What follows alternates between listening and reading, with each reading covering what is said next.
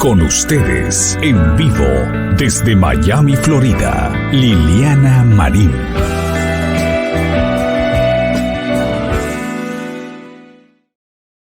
Sí, aquí estamos. Esa cita que hacemos todos los domingos a las 7 de la noche para hablar de temas interesantes, donde pues tenemos una hora para poder expandir en un tema que nos interese y que yo quiero que ustedes realmente capten. Así que gracias a Dios podemos disponer de este tiempo para aprender, para que ustedes y yo aprendan. Y para eso trato de traer gente que ha vivido la experiencia o que tiene pues muchísima educación en temas en particular. Y hoy vamos a hablar sobre qué tan segura es digamos, las medicinas o el tratamiento en el que han involucrado al presidente Donald Trump desde que supimos que se contagió junto a su esposa del COVID-19. Así que para ese tema, ¿qué tan seguro es ese tratamiento? Hemos invitado nada menos y nada más que al doctor Johnson Niño, que es médico egresado de la Universidad Javerianos de Colombia. Él es especialista en medicina de trabajo de la Universidad de Rosario y en medicina de fisiología del esfuerzo de la Universidad del Bosque, entrenamiento también en postdoctoral en esfuerzo cardiorrespiratorio a Harvard UCLA Medical Center, adscrito a grupos de investigación en universidades de Quebec, en Montreal, Universidad Javeriana de Colombia, Science and Medical Officer del IWAS en London. Y también en estos momentos, pues él es el director investigativo de el Urgent Care Centers del sur de la Florida. Así que yo creo que tiene sus credenciales como para que nos hable del tema y le damos la bienvenida a esta hora a nuestro queridísimo doctor Niño. ¿Cómo está, doctor? Que de niño no tiene nada, tiene mucha experiencia, ya es un hombre adulto en ese campo. ¿Cómo está, doctor? Liliana, muy buenas tardes, mil gracias por la invitación. Me abruma toda esa antesala con la que me presentas porque me pones demasiadas obligaciones.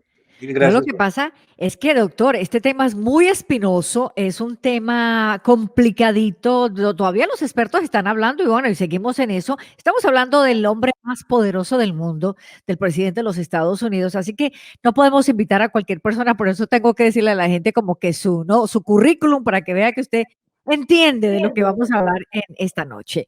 Así que le damos la bienvenida. Vamos a empezar un poquitito, ok, pues entonces el viernes nos enteramos de que el presidente se contagió de COVID-19. Entonces empezaron una dosis, el presidente le empezaron a dar una dosis, un cóctel experimental basado en anticuerpos monoclonales. Vamos a empezar por eso, porque son varios tratamientos y vamos a desmenuzarlos todos. Vamos a empezar, ¿qué es el anticuerpos monoclonales? ¿Qué es eso? Bueno, llamémoslo así, las proteínas que produce el organismo como memoria de defensa frente a los diferentes microorganismos agresores se llaman anticuerpos. Los anticuerpos son unas proteínas producidos por un tipo de célula de lo que pertenece al grupo de los glóbulos blancos que nosotros llamamos, que es el linfocito tipo B. Ese linfocito tipo B cuando madura se convierte en una célula que es capaz, y la maduración depende, que ya tenga la información genética para producir esa proteína que se encarga de neutralizar un germen agresor. Entonces, lo primero que me parece sumamente sano entender es que los anticuerpos se producen frente a cualquier microorganismo que ataque nuestro cuerpo. Están diseñados para eso, porque es Ujú. una manera de reaccionar.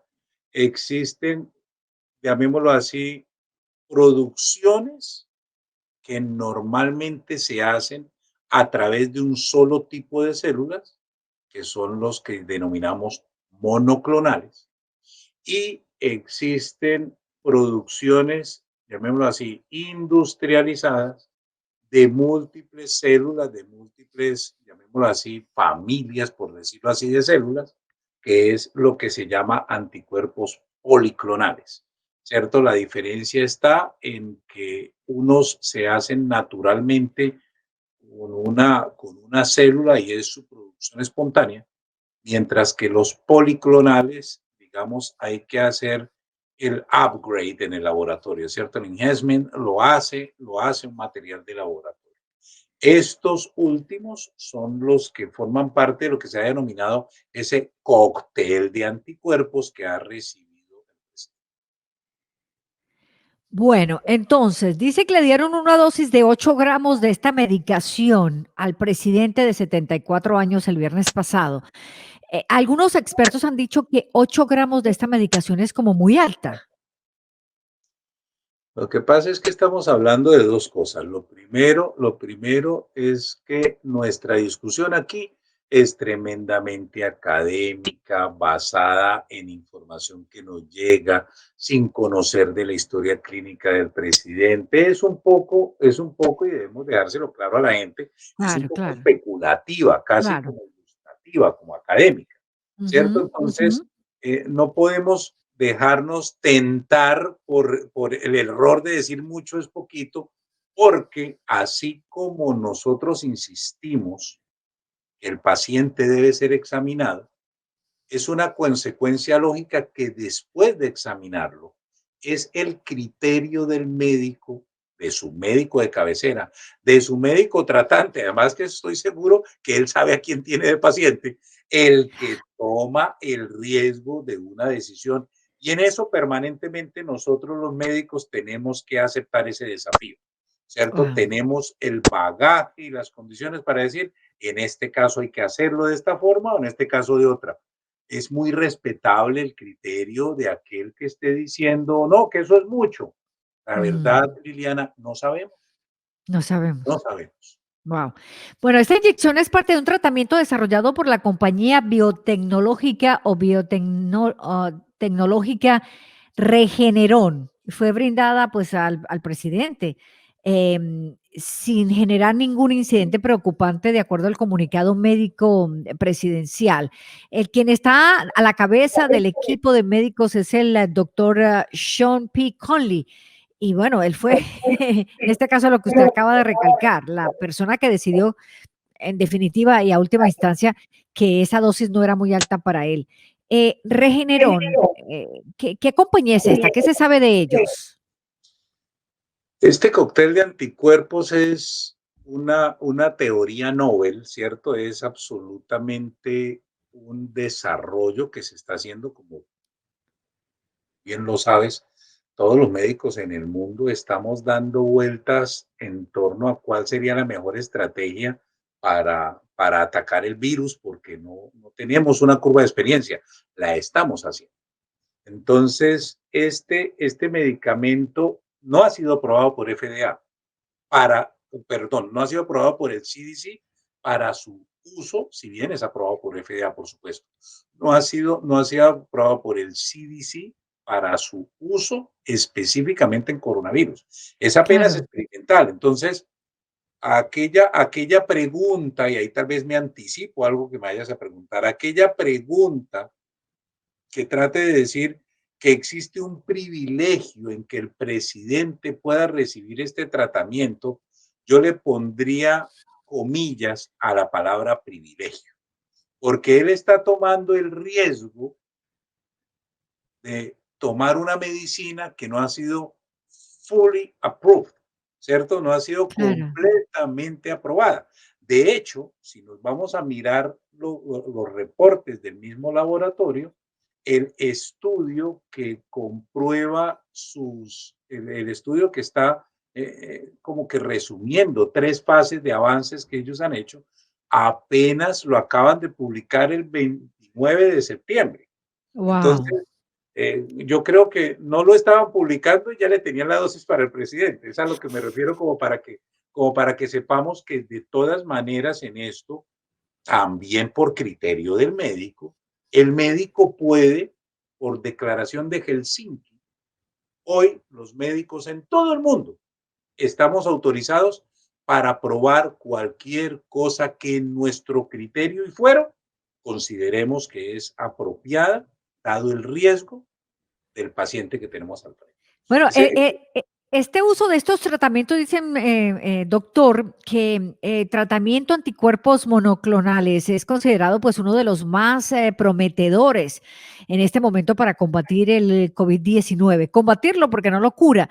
Ahora, quien hace este tratamiento es una compañía que se llama Regeneron y dicen que es una de las pioneras en probarlos. De hecho, pues los médicos del presidente llamaron a la compañía para pedirles permiso de usar este tratamiento experimental en el primer mandatario del país. Aparentemente como que ha funcionado en él. No, no, claro, claro. Eso que tú comentas es valiosísimo. Claro que ha funcionado, ¿cierto? Está mostrando sus resultados, porque ¿cómo decimos nosotros, decimos nosotros que una droga o un medicamento funciona? Funciona porque se está empezando a ver los resultados del mismo. Es un medicamento que es un cóctel de anticuerpos justo, justo diseñado para atacar el COVID. De hecho, está prácticamente vinculado al nombre del medicamento. El nombre del Ujú. medicamento es un resumen de lo que es el nombre de la farmacéutica y le colocan de apellido que es para el COVID. ¿Cierto? Está diseñado para eso. Lo que pasa es que está en fase experimental, ¿cierto? Y lo que se ha visto hasta el momento en esa fase experimental es que es prometedor. Sí, así es. Bueno, de hecho, el famosísimo Anthony Fauci, experto en enfermedades virales, ha dicho que esta puede ser un puente hacia la vacuna, esta clase de tratamientos, porque hasta ahora como que les ha dado mucha esperanza de que pudiera llevarlos ahí a esa resolución final. Em, ¿Qué tan peligroso puede ser para una persona, digamos, no como el presidente que se sabe que tiene como que una salud tan fuerte, sino una persona de 75 años, obesa, que quizás tenga algún problema con, no sé, que esté comprometida su salud de alguna otra forma? De hecho, el mismo estudio publica algunos efectos adversos, ¿no? Ajá. El estudio que publica la compañía dice que hubo reacciones adversas. ¿Cuáles son las reacciones adversas que puede O sea, que haber el cuando... presidente experimentó algo de reacción adversa. No, señora, perdóname. Se habla de la reacción adversa en el estudio Ah, en el publicado estudio. Ok. por la farmacéutica. ¿Cierto? Que ellos encontraron que en 4 pacientes de la muestra que utilizaron Mm, para analizar, ¿cierto? Ahora, estamos hablando eh, que hay que mirar en detalle qué lo pudo haber causado y por eso es que estos estudios toman tiempo, ¿sí? claro, Pero claro. dentro de las cosas que usualmente puede causar un anticuerpo, razón por la cual hay que manejarlo con delicadeza, Ya. es que el anticuerpo es como un programa de computador para el sistema inmune. Es Mm. una especie de software que uno le pone al sistema inmune. Entonces, uno ayuda a reprogramar su sistema inmune con la información que le suministra. Entonces, eso puede tener 3 reacciones. Mm. Puede tener una relación de enhancement, ¿cierto? Que llegue y lo sube, lo potencia y se logra el efecto terapéutico. Pero eso es absolutamente idiosincrático y por eso cuando se llega a esa fase en humanos, uno tiene que tratar de mirar esos riesgos antes en el estudio, y es que una de las potenciales reacciones puede ser que inhiba la respuesta del sistema inmune. Y al inhibir la respuesta del sistema inmune, se comportaría igual que una leucemia, Oh se my comportaría goodness. que un cáncer de médula ósea, se Oh, wow. comportaría igual que una aplasia medular. Es decir, esto no es como para que nosotros salgamos ahorita a pedir una compra y a que nuestros médicos vayan y nos receten eso así como que sí. El médico seguro, el médico sabe de esos riesgos. Por eso lo Wow. que comentábamos al principio, si la dosis es mucha o poquita, es el criterio del médico en el que en ese momento define eso. Ahí estaría. Evaluando obviamente la salud del paciente, qué tan resistente, si tiene enfermedades secundarias, o son muchas cosas que ellos tienen que poner en la balanza para poder administrar X o Y tratamiento, ¿verdad? Claro, claro. De hecho, en lo que reportan de Regeneron, hasta el momento no hay una reacción fatal. Han sido reacciones adversas, pero todos los pacientes siguen bien, pues digamos que recuperándose de su reacción. El Regeneron, ¿cuál es la función exacta que hace en el cuerpo? ¿Por qué la aplican? Para que el sistema inmunológico se fortalezca, se empodere? ¿Cuál es exactamente el efecto que buscan? Yo lo que espero es como que fueran unos, llamémoslo así, unos trabajadores auxiliares del sistema inmune. El sistema inmune como tal produce anticuerpos. Ok, Todos los anticuerpos que nosotros producimos dentro de nuestro sistema son monoclonales. Estos que le acaban de llegar son policlonales, es decir, son producidos industrialmente, si se me vale el término, porque no es técnicamente exacto, pero es digamos que son fabricados específicamente para cumplir con ese propósito, ¿sí? Entonces, ellos hacen lo mismo que hacen los que nosotros producimos, pero si yo pienso que mi respuesta inmune puede ser deficitaria, por razón de mi edad, de factores crónicos previos, una hipertensión arterial, una diabetes mellitus, un problema ujú, respiratorio crónico, una enfermedad debilitante, alguna de las enfermedades del sistema inmune, un cáncer o alguna cosa por el estilo que limite la producción de mis propios anticuerpos, pues aquí lo que te llega es una dosis de anticuerpos, llamémoslo así como empaquetados, pero ojo, son extraños. No son los de tu organismo, son producidos en laboratorio. No son los que wow, naturalmente tú relacionas. ¿Y cómo trabaja un anticuerpo? El anticuerpo, como lo expresaba de un comienzo, Liliana, el anticuerpo es una proteína y esa proteína casi que viene codificada para identificar el agresor, que en este caso es el coronavirus. Y este fue diseñado para identificar las proteínas del coronavirus. Entonces, tan pronto llegue a la sangre, empieza a discurrir por la sangre, empieza a buscar los sitios donde esté localizado el coronavirus y se pega completamente, se adhiere. De hecho, las fotos que uno puede ver de un anticuerpo trabajando es que prácticamente es como si una cerradura le llegara a una llave. ¿Cierto? O oh, un wow. candado le llegaba una llave. Le llega, la cierra, la bloquea y le inhibe su acción biológica. En el momento que la bloquea, lo hace comestible y lo hace comestible para las células que tenemos de la defensa que se encargan de recoger toda la basura que ellas se pueden comer. Es una analogía lo que estoy tratando de hacer, ¿cierto? Entonces, eso lo hace para que las células de la defensa que nosotros llamamos monocitos o macrófagos, que son los de los tejidos, para que esas células de la defensa vayan y busquen el anticuerpo, porque el anticuerpo está marcado genéticamente, y van y lo engloban, lo consumen y destruyen esa pareja que se formó entre el virus y el anticuerpo.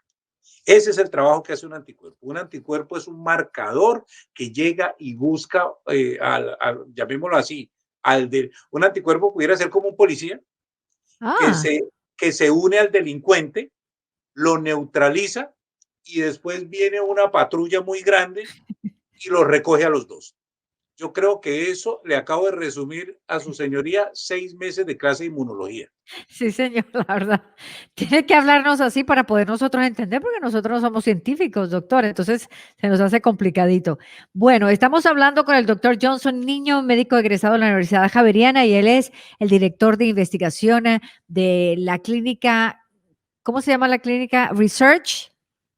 South Florida Urgent Care Centers. South Florida Urgent Care Center, y bueno, él nos está explicando un poquito sobre qué tan efectivo y qué tan seguro puede ser el tratamiento que está recibiendo el presidente en estos momentos para el COVID-19 que padece. Muy bien, vamos a entrar entonces ahorita en otros los tratamientos que le están dando al presidente porque son varios. Están utilizando también Remdesivir, que antes se usó para combatir la hepatitis C y ébola.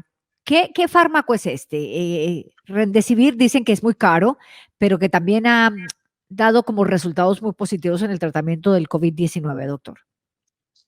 El Remdesivir es un medicamento que nosotros lo conocemos con el nombre con el género de antivirales, Ajá. ¿cierto? Fueron medicamentos que en un momento dado empezaron a actuar en el proceso de división que hace el virus dentro de la célula del organismo infectado. ¿Cómo opera un virus? Hay que entender un poquito cómo opera un virus para entender la acción de un antiviral. Normalmente nosotros conocemos tres tipos de microorganismos. Digamos que las familias de microorganismos son básicamente tres tipos, pudiéramos decir. Los parásitos, ¿cierto? Que van desde las amibas, los gusanos, los piojos, todo lo que se ponga en la sarna que hay en la piel, los piojos que caminan por aquellos que tienen cabello, una cosa que yo nunca sabré lo que es un piojo, No, ¿cierto? yo Y sí. no entiendo por qué te ríes y dices que tú lo sabes. No. Entonces, el parásito es un tipo de microorganismo. Generalmente pueden ser, llamémoslo así, los más grandes, porque Ujú. incluso un parásito del intestino, una de estas gusanos que llaman la solitaria, puede alcanzar a medir hasta el largo que puede tener un segmento intestinal. Pueden llegar a un Guau. metro, cosas así de grandes. Esa Dios. cosa puede pasar así, ¿cierto? Pero fíjate que también es un parásito el de la malaria. El de la malaria es un parásito que se lo mete a uno el zancudo y el zancudo cuando le pica le inocula el parásito. Ese parásito llega, va viajando y ese parásito se mete dentro de las células. Es un parásito intracelular y ahí infecta las células y ahí empieza el problema de la malaria. ¿Cierto? Mm. Esos son los parásitos, es un grupo. El otro grupo es el de las bacterias. Las bacterias como tal, nosotros las conocemos porque son las que generan las infecciones para las cuales se diseñaron los antibióticos. Entonces, así como a la bacteria se le da un antibiótico, a un virus se le da un antiviral. El Mm. remdesivir es un antiviral. Entonces, las bacterias usualmente atacan porque atacan en masa o porque producen algún veneno que nosotros llamamos toxinas. Ese veneno a veces lo producen cuando se destruyen y otras veces lo producen solamente al generar la infección. Entonces tenemos bacterias tan graves como la del tétanos, que puede producir una muerte en 12 horas. ¿Cierto? Mm. Estamos hablando que las bacterias, que no es que la gente le tiene miedo al coronavirus, pero si lo coge un tétanos y no está vacunado contra el tétanos, en 12 horas ya eres historia. Entonces, fíjate Wow. la seriedad y en últimas, mucha gente antes del advenimiento de los antibióticos, pues hacia el siglo XIX, la primera causa de muerte eran las enfermedades infecciosas, porque no existían antibióticos. El virus, el virus es código genético, es DNA. Lo que pasa es que los términos los estoy utilizando para ejemplificar, pero por favor, a todos mis amigos virólogos, inmunólogos, infectólogos, les pido que me perdonen la vida porque esta no es una clase de Torreón, ¿cierto? Estamos tratando de ser gráficos para entender el concepto. Entonces, el virus es código, el virus es software. Los otros dos eran bulk, eran sujetos, eran hardware, ¿cierto? Llega una bacteria, llega con cuerpo y dentro del cuerpo de la bacteria hay organelos y funciona como una célula. El parásito también, ¿cierto? Pero los hongos, los virus son código. Entonces el virus, ¿cómo funciona? Porque se mete a tu célula y actúa como el virus del computador. De ahí es que tomaron el nombre para hablar de los virus. Mm. Porque el virus de computador se te mete y yo creo que todos, si a ti puede que no te haya dado influenza, pero yo estoy seguro que te dañó un computador por un virus. Claro. Eso estoy seguro. Y sabemos lo que eso ha pasado. Nos bloqueó la pantalla, nos dañó el disco duro, se perdió información, fue todo un desastre. Eso es lo que hace dentro del organismo. Se mete dentro de una célula y le cambia la programación y pone la música que él quiere, pone el ritmo que él quiere. Y eso puede terminar matando al paciente, porque todo el sistema de defensa del organismo va a reaccionar contra su propio cuerpo y eso es lo que ha ocasionado todos los decesos, porque el Oh, virus wow. está cambiando la manera como funcionan las células y todo el sistema inmunitario reacciona tan agresivamente que produce los decesos. Entonces, ¿qué es lo que hace el remdesivir? O lo que pretende hacer, o lo que teóricamente para lo que está diseñado.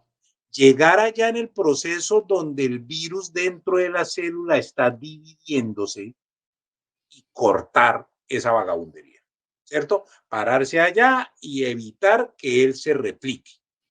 Eso es lo que se le atribuye al remdesivir, y el remdesivir inicialmente pues fue desarrollado para uno de estos virus recientes, y pues se le utiliza como prueba para este, y por eso se ha venido utilizando. Sí, Evidentemente es un medicamento muy serio, puede tener muchos efectos. Normalmente se aplica de manera intrahospitalaria, no ambulatoria, para observar bien. ahora, ¿qué efectos puede tener este antiviral, Remdesivir? ¿Cuáles son los efectos secundarios que podría presentar un paciente, doctor?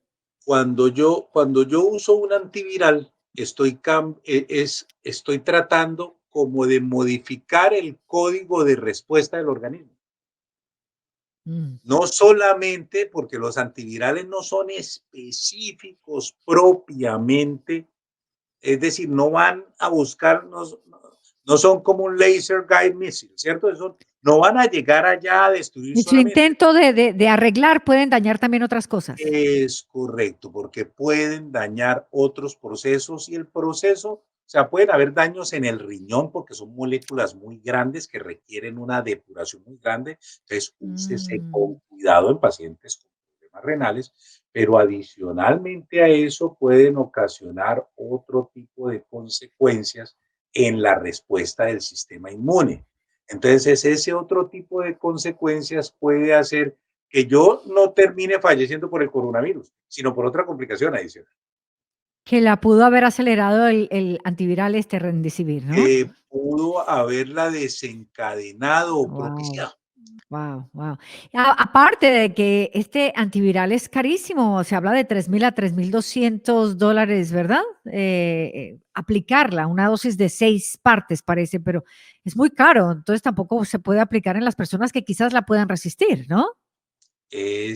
O sea, por eso volvemos a lo mismo que veníamos hablando desde un comienzo, es el criterio del médico. Ujú, Y eso ujú. es como para compartirte un poco la angustia que nosotros sentimos como profesionales en ocasión cuando estamos tomando una decisión terapéutica. Pues si todo va bien, si acaso nos agradece, pero si las cosas van mal, tenemos que pagar la responsabilidad de las decisiones que tomamos, y son tremendamente difíciles porque en algunas ocasiones nosotros nos vamos como que a ciegas, ¿cierto? Entonces, desde ese punto de vista, desde ese punto de vista es absolutamente necesario saber que yo como médico siempre pondero el riesgo contra el beneficio. El riesgo de lo que te estoy dando como tratamiento frente al beneficio al que yo le apuesto de tener éxito. Claro. Normalmente, entre más grave está el paciente, más riesgos yo puedo correr porque menos tiempo voy a tener. Y el Cl desenlace, pues evidentemente me puede encumbrar, o el desenlace me puede generar problemas. y más problemas le puede generar si se trata del hombre más poderoso del mundo, el presidente de los Estados Unidos. De eso vamos a hablar en la segunda parte de este programa. Vamos a hablar del síndrome del paciente VIP, porque me parece extra interesante eso. Pero antes de terminar con este tema, doctor, además de la medicación de anticuerpos, pues también el presidente ha empezado un proceso de recuperación, según sus médicos, tomando zinc, vitamina D, famotidina, melatonina y una aspirina diaria. Esto de acuerdo a la gente que está al cuidado de la salud del presidente. ¿Qué tan efectivos? Bueno, sí he oído hablar del zinc y también ahora últimamente de la vitamina D, pero famotidina, melatonina, que tiene que ver con la hormona del sueño, no sé, o sea, ¿qué tiene que ver eso? ¿La aspirina diaria para qué? Bueno, Va a tocar apagar estos micrófonos porque no vamos a estar hablando de la historia clínica del presidente de los Estados Unidos. Esto es un escenario absolutamente académico con respecto a lo que está pasando. ¿Qué pasa con la vitamina D y con el zinc? Que Ujú, son lo que nosotros llamamos cofactores, ¿cierto? Son como esa cerecita que hay que ponerle al pastel para que se vea bonito cuando quiero hablar de protección de mi sistema inmune.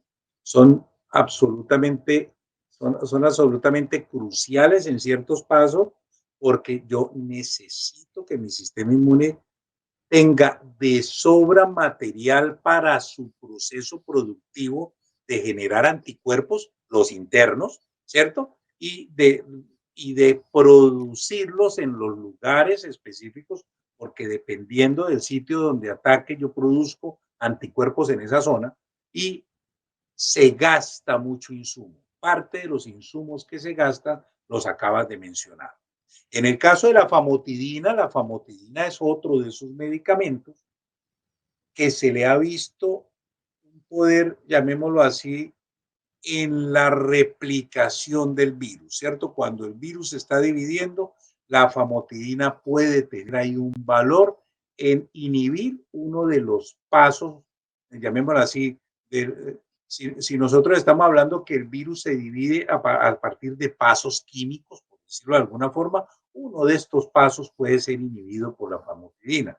Y hay que tener presente que yo trato de elegir correctamente los términos. Y si digo puede, es que precisamente no se puede certificar 100% que opere. Se ha visto que tiene esas funciones en unos pacientes, se ha visto que alcanzaría como a que a servir para eso, pero es igual que lo que venimos hablando de los dos medicamentos anteriores. ujú, ujú. El Remdesivir hasta este momento tiene un emergency approval, ¿cierto? Pero el Remdesivir no están diciendo úsese como terapéutica para el coronavirus, no. Es decir, le están diciendo al doctor, dale, Claro, úselo, claro. cierre los ojos y mándese, es probable que sirva. En eso están los anticuerpos, está el Remdesivir y está la famotidina. El otro tema con la melatonina es que aquí viene un tema que se llama la respuesta metabólica de estrés. Es un tema apasionante, pero vamos a durar y yo los invitaría a unas charlas que tengo todos los viernes hablando de estrés, que tiene que ver precisamente con esto. Porque la respuesta metabólica de estrés es la misma que te sirve para pegar una carrera de 100 metros o para subir una escalera si te has infartado y no tienes fuerza, y es la misma que desencadenaría que tú te pusieras de mal genio o que estuvieras dispuesto a una pelea o que estuvieras muy aburrido. Curiosamente, curiosamente, Liliana, todo esto tiene que ver con tu sistema. Con el sistema inmune. Mm. Todo esto tiene que ver con el sistema inmune. Porque si yo no modulo mi respuesta interna metabólica, yo puedo estar gastando energía innecesariamente, energía que sería útil para yo afrontar el costo que implica pelear contra una enfermedad. Sí, es un desgaste, o sea, el cuerpo está peleando contra este virus y obviamente el cuerpo se desgasta, se Total. debilita y ahí es donde la melatonina me imagino que como hormona viene a calmarte, a que tú descanses más, a que puedas conciliar el sueño, todo eso. Exactamente, exactamente. Porque la respuesta metabólica de estrés empieza en el cerebro Ajá, y en el claro. cerebro hay unos controles que son automáticos. La melatonina es, volvemos al tema de los cofactores, ¿cierto? Del aderezo, de aquello que puede hacer que un proceso sea más llevadero. Ahí funciona la melatonina. Y me parece muy interesante porque yo nunca había oído mencionar de que a un paciente de COVID-19, sea leve o mediano o muy grave, le hayan recetado melatonina. Yo dije, pero qué raro, melatonina. Pero también leyendo un poquito del historial del presidente, duerme muy poco. Es un hombre que anda todo el tiempo hiperactivo. El doctor, el presidente duerme 3 horas diarias. Entonces necesitan que descanse, ¿cierto? Para poder que se recupere de todos estos virus que están ahí combatiendo en su cuerpo. Precisamente el trabajo que hace la melatonina tiene que ver con que se regulen esas respuestas a nivel y en el Ujú. momento que tú ofreces esa tranquilidad, Pues a más que facilita que el sistema inmune opere con lo que tiene que hacer, pues te duermes. Ah, mira, qué, qué bien, muy bien. Por eso habrás escuchado que el sueño es reparador. Fíjate Sí. que es como empezar a integrar todos los conceptos que uno tiene aislados sobre las situaciones en las que uno está involucrado, ¿no? Maravilloso. Estamos hablando con el doctor Johnson Niño acerca de qué tan seguro es el tratamiento y efectivo que le están dando al presidente ahora en su batalla contra el COVID-19. Bueno, vamos a hacer una breve pausa, pero cuando regresemos, nosotros vamos a estar hablando sobre el síndrome de el VIP, el síndrome del VIP. A ver, ¿qué es eso y cómo se relaciona con el presidente? Así que quédese aquí, esto es Hola Liliana todos los domingos por la nueva 88.3. Regreso en breve, usted no le cambie.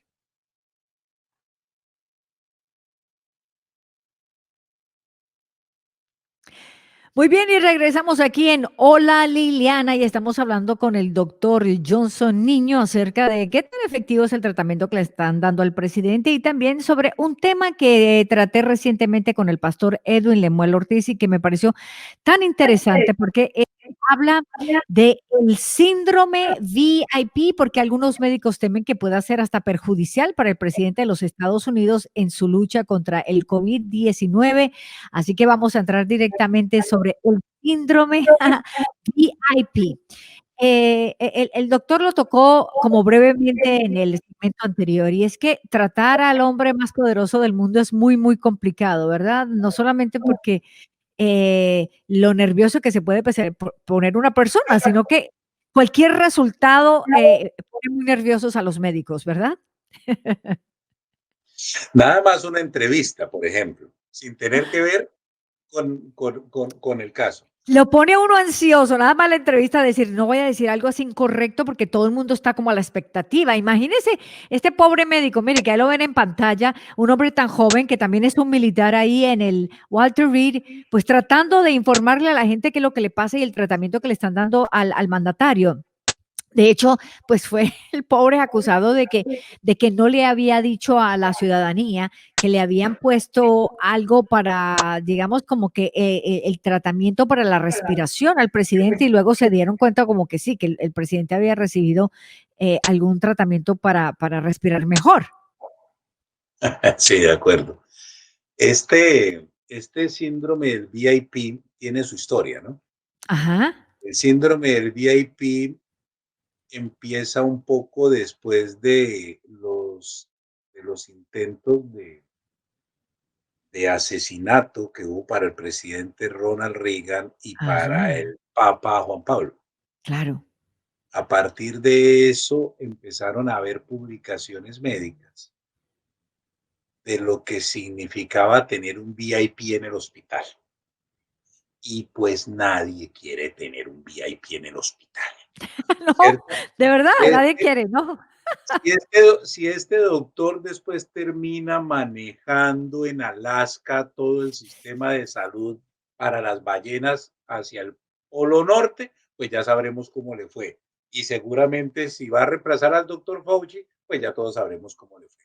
El tema un poco es esa presión, ¿cierto? Si estamos hablando de respuesta metabólica de estrés, aquí no solamente hablamos de la respuesta metabólica de estrés del paciente, que es la razón por la que muchos de nuestros colegas con el tema del coronavirus hayan sido infectados y hayan fallecido. Porque finalmente nosotros estamos del lado del combate, en el riesgo de la exposición y con la enorme responsabilidad de que todo el mundo está pidiendo cuentas de nuestros actos y muchas veces no sabemos los desenlaces, pero en esta ocasión no tenemos ni siquiera las posibilidades de avanzar y estamos en el siglo XXI, ¿cierto? Claro. Sabiendo cómo hacer las cosas. Por eso, en cierto sentido, la declaración de Helsinki en su momento regula que el médico en su criterio es omnímodo bajo estas condiciones, incluso el CDC aquí lo regula porque dice, aparte de las recomendaciones que el CDC da, deja muy en claro dos palabritas. La primera, que todo el mundo entienda que es una recomendación. Y la segunda, que una recomendación no es una camisa de fuerza para un doctor. Lo Mm, que el médico considere es lo que se hace, un poco respaldando la declaración de Helsinki. Entonces, ahora, ¿cómo funciona esto si es un VIP? Desde el punto de vista ético, en un momento dado quedó absolutamente claro que los médicos no debiéramos atender a nuestros familiares y a nuestros ay, seres ¿verdad? queridos, Sí, claro, porque se claro. involucraban nuestras emociones en la toma de decisiones. Wow. Entonces, eso significaba que dos de las lecciones de la bioética, limitación del esfuerzo terapéutico, una de ellas, ¿cierto? Y aplicación de medidas que pueden tender a prolongar innecesariamente la vida del paciente, empezaron a enfrentarse. Entonces, ¿qué pasa si eso me pasa con un VIP? Es que el Wow. primer VIP es mi ser querido, ¿o no? Claro, Es el very primero. important person, a very important person, el VIP para mí es, sí, mi mamá, mi esposo, Ah, mi hijo, obviamente, claro. ¿cierto? Entonces, ¿qué es lo que pasa? El síndrome se manifiesta en diferentes formas, porque tan pronto empieza a haber una alteración en el cuidado usual, el protocolo que sigue el hospital, ¿cierto? Y esa es la primera cosa que un medical director no puede negociar. No importa quién se pare al frente. Yo sé que no es fácil que se le pare el hombre más poderoso de la tierra al frente, pero es que Sí, aquí hay un tema que a mí, en mi experiencia, me tocó vivir en alguna ocasión con un general de 2 soles allá en Colombia. ¿de verdad? ¿Y? Me tocó pedirle que saliera de la habitación y era un general de 2 soles dentro de una instalación militar porque estábamos tratando un caso. Si nosotros no tenemos claro eso, si el médico que está al frente del tratamiento no tiene claro que no importa quién tenga al frente, si el presidente es su paciente, el poder de decisión está en él y lo que tiene que convencerse es que cuando cometa un error, nadie le va a aceptar que él lo tomó por el temor de fallar a que él era el presidente. Así Esa es. es mi recomendación y lo que te digo, yo lo viví, no fue fácil, eso me significó una serie, ya te imaginarás, una serie de reconvenciones, una serie importante, y cuando me lo volví a encontrar, le dije que si volviera a pasar, lo volvería a hacer, porque estoy Wow. absolutamente convencido que si estuviéramos en un campo de batalla, sus 2 soles para mí serían absolutamente respetables y yo haría lo que usted quisiera. Pero aquí el que va a responder por la salud de su ser querido soy yo. Wow. Bueno, vamos a hablarle un poquitito del síndrome del VIP. Vamos a hacer un poquito de historia. El término fue acuñado a inicios de la década de 1960 por el doctor Walter Westrop, quien estudió a través de la historia cómo el tratamiento de un hombre influyente puede ser extremadamente peligroso tanto en el paciente como para el médico. Westrop recurrió a casos célebres como el rey Jorge III de Inglaterra, quien administraba una cuestionable dosis de remedios para su locura, o el rey Luis II de Baviera, quien también recibió una dudosa atención psiquiátrica. Pero de acuerdo con un artículo sobre el tema, el doctor Jay Black de la Universidad de la Florida, el término comenzó a utilizarse más en las décadas siguientes a medida que sucedieron hechos de gran trascendencia como los intentos de asesinato de presidentes de Estados Unidos o del Papa Juan Pablo II. Y también recordamos casos como, por ejemplo, el de Prince, ¿verdad? Que tuvo una sobredosis de medicamentos. Igual que también dicen de Michael Jackson, que el médico de hecho fue acusado de negligencia, ¿verdad? Por haberle suministrado medicamentos que eventualmente lo mataron, doctor.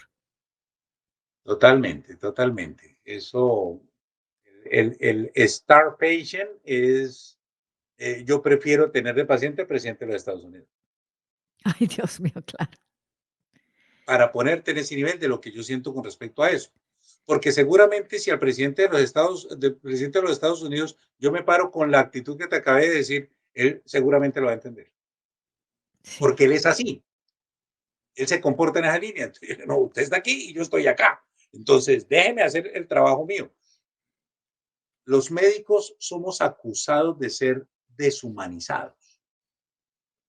Ajá. Y esta es la razón donde se comprueba que si deshumanizarse es decirle a todo el respaldo emocional que tenga para cualquier persona o el estatus o el privilegio o la fama o la cercanía y el nexo familiar, pues si eso interfiere con un tratamiento, pues yo tengo que ser absolutamente claro que eso no puede pasar. Sobre todo, Liliana, que eso hoy se concibe. Weintraub era psiquiatra. Cuando Weintraub lo describe en una clínica de psiquiatría. Estamos hablando de más o menos 1964, ¿cierto? Un año en que nació gente muy importante. Si estamos hablando de 1964 y estamos hablando de psiquiatría, muchas de las entidades nosológicas que nosotros llamamos, muchas de los diagnósticos psiquiátricos que existían en ese entonces, ya no existen en el manual de psiquiatría. Oh, my goodness. Ah, Ha exactamente. cambiado mucho la Ah, cosa. bueno, entonces Ay, ay, estamos ay. hablando de eso, ¿cierto? Las crisis de histeria, ¿cierto? Las simulaciones, otro poco de cosas, pues calcula yo recibir de paciente a una estrella o calcula recibir de paciente a un personaje muy importante bajo esas circunstancias. Estamos hablando del contexto, por eso muy Claro. bueno el aporte tuyo de la historia. Este hombre, Weintraub, era psiquiatra. El primer estudio que describe eso es en una clínica psiquiátrica. Oh, my Entonces, goodness. ya te imaginarás el tipo de responsabilidad que puede haber. Hombre, tener COVID, esto le va, ojalá salga adelante con todas las de la ley y se recupere, es decir, los mejores deseos, porque es absolutamente claro que ese es nuestro trabajo, ¿cierto? Pero tener COVID positivo o negativo para un presidente no tiene nada que ver con hacerle el diagnóstico de una enfermedad mental. Dicen que estos tratamientos pueden tener algunas de las repercusiones o efectos secundarios pueden tener digamos, efectos mentales, como por ejemplo, alucinaciones. ¿Qué tan correcto es eso? Es que precisamente Wow. este doctor que estaba atendiendo al presidente la primera noche, yo no sé si durmió o no durmió. No, no durmió, doctor, por favor. ¿Cómo iba a dormir Y el no pobre? necesariamente porque estuviera de shift, sino porque sabía quién era su paciente. De Entonces, los nervios. seguramente él se ofreció voluntariamente de estar en shift. Yo lo haría. Yo no puedo ser pasivo en una situación de esta. Yo lo haría, yo tomaría el liderazgo del grupo, por supuesto, no sería pasivo absolutamente para nada si considero que en eso está mi responsabilidad. Pero evidentemente todo este tipo de cosas pasan porque la imaginación vuela. En el momento que yo tengo el VIP, hay una diferencia en que tú entrevistes al presidente a que lo entreviste yo. Wow. Si el presidente te llega a tu oficina y tú lo entrevistas, pues tú ya sabes el sopapo que te puedes ganar. Pero si la entrevista es médica y estoy pendiente de saber que su vida puede en un momento dado depender de eso que yo haga, pues aquí viene una consecuencia donde hay dos cosas que seguramente no le pasan al periodista que sí le pasan al médico. Y es que el médico sabe los desenlaces potenciales de cada decisión. Ya. Entonces, al saber los desenlaces potenciales, es por eso que se nos prohíbe, no se nos prohíbe, se nos recomienda no atender a nuestra familia.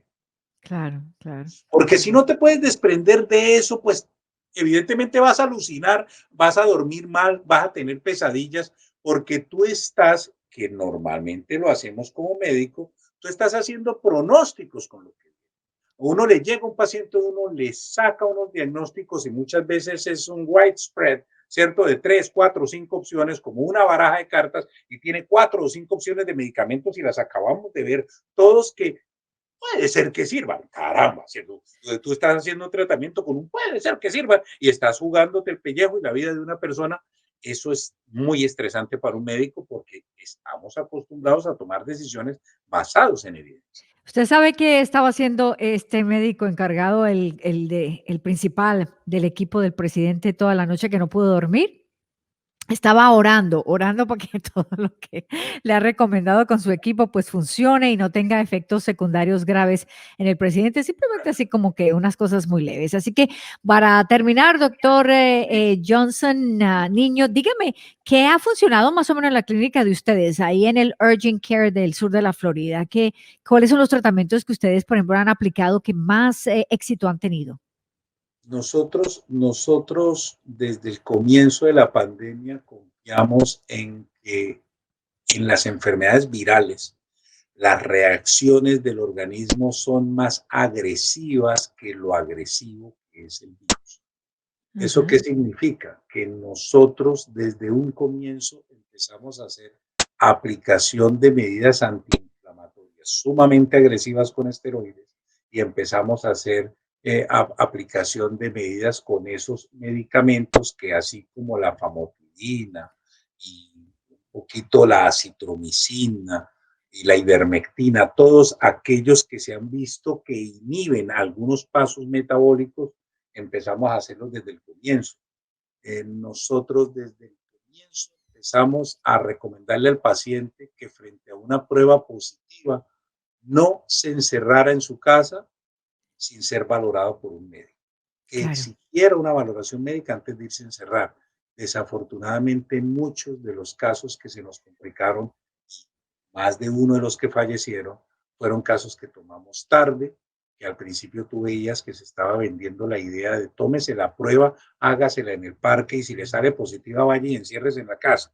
Resulta que con el tiempo hemos visto que los pacientes asintomáticos no son necesariamente sanos. Claro, El que pueden ser paciente hasta más peligrosos cuando ya se les desarrolla la enfermedad, pueden ser más es explosivos. totalmente. Hay Guau, dos cosas que ya se han venido descubriendo con la evolución, y ya, son esos síndromes inflamatorios multisistémicos que van afectando zonas que después terminan con unas repercusiones tremendas, el sistema nervioso central, generación de una serie de afectaciones en el cerebro, guau, miocarditis viral, que es inflamación del corazón, y mm, prácticamente un fallecimiento, son casi que fulminantes. guau, Entonces, eso nos cambió completamente el panorama. Desde el comienzo supimos que las reacciones del organismo en este tipo de enfermedades son más graves que la misma enfermedad, porque guau, recuerda un poco lo que yo decía al comienzo de los microorganismos, ¿cierto? Si las bacterias vienen con un veneno y con un tóxico, yo lo contrarresto con un antibiótico matando la bacteria. Pero claro, el virus lo que hace es que mi organismo empiece a funcionar mal. El virus, el virus se mete, se camufla, se mimetiza, se funde, está interno dentro de una de nuestras células. Entonces es nuestro propio sistema inmune inespecífico, inexacto, ¿cierto? Es como si de un momento dado nuestro ejército saliera a dar macanazos, y tiros a todas las casas tratando de buscar algo que no ve porque sabe que hay algo que está funcionando mal. claro, Evidentemente, eso no puede pasar. Eso lo ya, sabíamos nosotros desde el comienzo. Fue una decisión con nuestro comité científico, fue una decisión con todo el equipo de trabajo. No fue fácil, la mayoría de nuestro equipo de trabajo estaba con mucha razón temerosos de atender a la gente, guau. temerosos de que se fueran a contagiar. Tuvo gente que renunció, desafortunadamente, Gente que renunció. Ujú, ¿cierto? Porque yo los entiendo, no querían estar en el frente de batalla. Nosotros absolutamente todos nos volcamos al proceso de atención, organizamos todo el tema. Si tú me preguntas qué es lo más efectivo hoy para manejar esta pandemia de coronavirus, estamos hablando de una detección temprana, de una supervisión permanente a y aquellos detención temprana es importante porque lo vemos en el presidente, o sea, él lo detectaron, ahí mismo empezaron a tratarlo rápidamente y yo creo que eso es parte del éxito que ha logrado hasta ahora y que Dios lo proteja, ¿no? Pero ahí lo está usted recalcando, que es esa detención temprana y luego un seguimiento de un profesional que le vaya dirigiendo, haga esto, cómo va evolucionando a lo que está consumiendo y entonces seguir una pauta de un experto que sepa lo que está hablando, ¿no? totalmente, ¿cierto? Entonces, eso debe estar ligado a algo que espero que esté haciendo el equipo de médicos del presidente. A ver. y es hacer el contact tracing, Ah, el ¿cierto? contacto, ajá. Todos los que El estuvieron en rastreo contacto de con él, contacto, más todas las familias. claro. Nosotros detuvimos un proceso dentro de una empresa cuando iban en el caso 15. Oh, my goodness. Eso ha significado dentro de un grupo de 250 trabajadores lograr aislar y que no se contaminara el resto, Sí, eso es clave. ¿cierto? Porque hicimos eso como abordaje. Esa fue la otra estrategia, ¿cierto? Una era la terapéutica, directo con el paciente, permanente, y la otra era buscar a sus contactos. Buscar a sus contactos en todas las esferas, familiares, amistades, lo que tuviera que hacer por trabajo fuera de esa compañía, lo que él tuviera que hacer por oficio fuera de su trabajo y lo que se buscara hacer, así sea incluso lavar su carro, Así ¿cierto? es, ya. Entonces, todo eso hoy la epidemiología lo describe como los corredores de distribución. Son núcleos de personas que no saben que tienen el virus porque estuvieron en contacto recientemente con alguien que tuvo el virus y nadie les hizo seguir, Wow, ¿cierto? ya. Ahí Ujú. es donde estamos. Ahí es donde está. Entonces, el tratamiento y, por supuesto, pues, el seguimiento de una persona que sepa de lo que está hablando y luego el rastreo de personas que no solamente usted puede haber infectado, pero que quién lo infectó a usted, ir para atrás y para adelante. Así que, pues, muy ilustrativo, Dios mío, podemos pasarnos aquí 4 o 5 horas con el doctor Johnson porque tiene mucho, mucho conocimiento en todas las... Y luego, pues, trata de hacernos entender nosotros así con palabritas de a centavo todo lo que es tan complicado en cuanto a, digamos, el desarrollo de esta enfermedad, de la que todavía seguimos aprendiendo. Así que si usted quiere de pronto contactar al doctor, escribirle, le puede escribir a www.sfurgentcare.com, SF de la Sur Florida, South Florida, sfurgentcare.com, y ahí lo pueden localizar, le escribe un mensajito si quiere saber información de él y bueno, él le contestará. Doctor Johnson, muchísimas gracias por haber estado con nosotros esta horita. Hoy de domingo a las 7 de la noche estaremos con usted más adelante para que nos siga educando, porque de eso se trata, educarnos. Liliana, mil gracias. Yo creo que es un compromiso muy valioso de todos y tú haces un trabajo excelente distribuyendo eso a los que tenemos que llegar, a todos los que más podamos llegar. Mil gracias por la invitación. Gracias a usted, doctor, y gracias a mi productora Darlene Díaz, que ha hecho de ingeniero el día de hoy con las cámaras y con el audio. Y a ustedes, gracias por esa sintonía y esa fidelidad de todos los domingos a las 7 de la noche para Hola Liliana. Estamos aquí instruyéndole, edificándole y siempre trayéndole lo más nuevo de todo lo que ocurre en nuestro país. Hasta el próximo domingo en Hola Liliana. Hola Liliana.